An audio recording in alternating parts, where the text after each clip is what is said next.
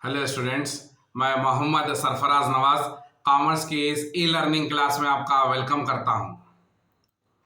आज की इस क्लास में हम जिस टॉपिक को डिस्कस करेंगे उस टॉपिक का नाम है रिवर्स रेपो रेट। जैसा कि आप जानते हैं कि हमारा आरबीआई का कंटिन्यूएशन सीरीज चल रही है जिसमें हमने मॉनेटरी पॉलिसी को डिस्कस किया है, कैश रिजर्व रेशो को डिस्कस किया है और स्टैट्यूटरी लिक्विडिटी रेशो को डिस्कस किया है और रेपो रेट को भी सेपरेट से हर एक के लिए अलग अलग वीडियो बनाई गई है। आरबीआई मॉनेटरी पॉलिसी जिन चीज़ों को लेकर बनाता है उनके लिए सेपरेट अलग से वीडियो बनाई गई है ताकि आप कंफ्यूज ना हो। हर एक चीज़ को अलग अलग डिस्कस किया गया है। तो आज की इस क्लास में हम बात करेंगे रिवर्स रेपो रेट की। ये आरबीआई की मॉनेटरी पॉलिसी का एक बहुत ही इंपॉर्टेंट एलिमेंट होता है। जैसा कि इसके नाम से ही पता चलता है कि रिवर्स रेपो रेट मतलब क्या हुआ, इसका मतलब ये हुआ कि ये रेपो रेट का बिल्कुल अपोजिट होता है, रिवर्स होता है। रेपो रेट में क्या होता है, रेपो रेट में जितने भी कमर्शियल बैंक्स हैं उनको जरूरत पड़ने पर आरबीआई से वो लोग लोन लेते हैं, कर्ज लेते हैं। तो रिवर्स रेपो रेट में क्या होगा, रिवर्स रेपो रेट में आरबीआई कमर्शियल बैंक से कर्ज लेगा, लोन लेगा, पैसे उधार लेगा। कौन लेगा? आरबीआई लेगा। किसके पास से लेगा? कमर्शियल बैंक्स के पास से लेगा। और आरबीआई यहाँ पर कमर्शियल बैंक से जो पैसे ले रहा है, कर्ज ले रहा है, उधार ले रहा है, उस पर वो इंटरेस्ट अदा करेगा। कौन अदा करेगा इंटरेस्ट? आरबीआई अदा करेगा। किसको अदा करेगा? कमर्शियल बैंक्स को अदा करेगा। और ये रिवर्स रेपो रेट का मामला बिल्कुल शॉर्ट टर्म पीरियड के लिए होगा। अब यहाँ पर ये सवाल पैदा होता है कि आरबीआई तो बैंकों का बैंक है, तो उसको फिर कमर्शियल बैंक से पैसे लेने की क्या जरूरत है, कर्ज लेने की क्या जरूरत है। और कैश रिजर्व रेशो की हालत में आरबीआई ने पहले ही से कमर्शियल बैंक्स के पास से पैसा अपने पास जमा कर लिया है और कमर्शियल बैंक्स ने भी अपने पास स्टैट्यूटरी लिक्विडिटी रेशो के तहत अपने पास पैसे जमा कर लिए हैं। तो उसके बावजूद भी बैंक के पास अभी लोनेबल फंड्स मौजूद हैं। तो इसमें से भी क्यों आरबीआई बैंकों से लोन ले रहा है?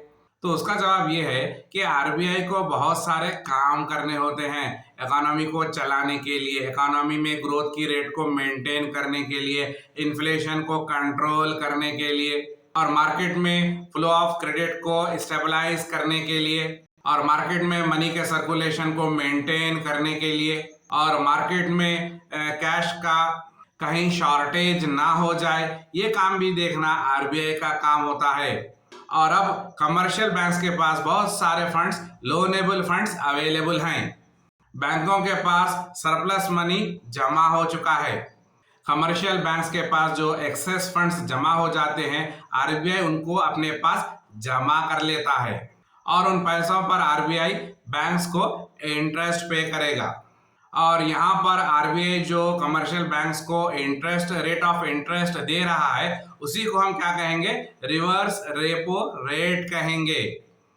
इन्फ्लेशन को कंट्रोल करने के लिए, इकोनॉमी में ग्रोथ को मेंटेन करने के लिए, ग्रोथ को इंक्रीज करने के लिए भी आरबीआई अपनी मॉनेटरी पॉलिसी में रिवर्स रेपो रेट को यूज करता है और वक्त के हिसाब से, मार्केट में कंडीशंस के हिसाब से रेपो रेट को इंक्रीज भी किया जाता है और डिक्रीज भी किया जाता है ताकि कंट्री में मनी की स्टेबिलिटी बरकरार रहे। तो रिवर्स रेपो रेट क्या है? रिवर्स रेपो रेट एक मॉनेटरी पॉलिसी का एक अहम पार्ट है, एक हिस्सा है जिसको आरबीआई रेगुलेट करता है। क्यों रेगुलेट करता है? ताकि कंट्री में फ्लो ऑफ मनी को इजीली अवेलेबल करा सके।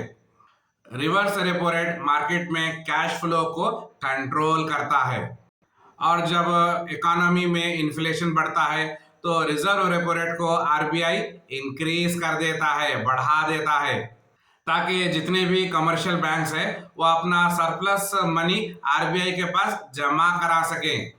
बैंक्स ऐसा क्यों करेंगे? वो अपना सरप्लस मनी जो है आरबीआई के पास क्यों जमा कराएंगे? वो इसलिए जमा कराएंगे क्योंकि आरबीआई उनको इन पैसों पर इंटरेस्ट देगा। तो रिजर्व रेपो रेट क्या हो गया? रिजर्व रेपो रेट यहाँ पर बैंक्स के लिए सोर्स ऑफ इनकम हो गया।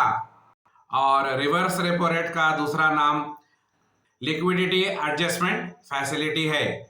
रिवर्स रेपो रेट में क्या हो रहा है?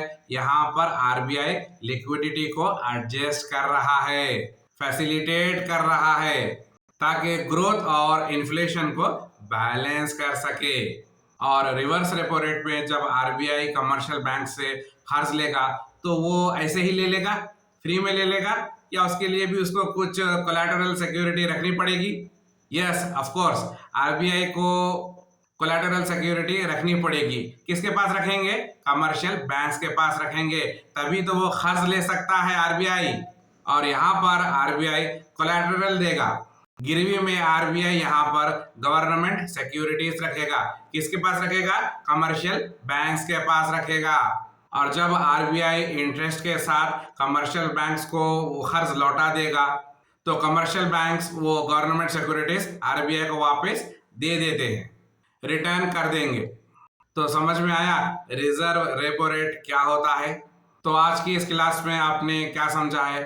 आज की इस क्लास में आपने रिवर्स रेपो रेट क्या होता है और एक कंट्री में इकोनॉमी में ग्रोथ को और इन्फ्लेशन को कंट्रोल करने के लिए और फ्लो ऑफ मनी को बैलेंस रखने के लिए मॉनेटरी पॉलिसी में आरबीआई किस तरह रिवर्स रेपो रेट को यूज करते हुए बैलेंस करता है। आई होप कि आपको आज की ये क्लास समझ में आई होगी।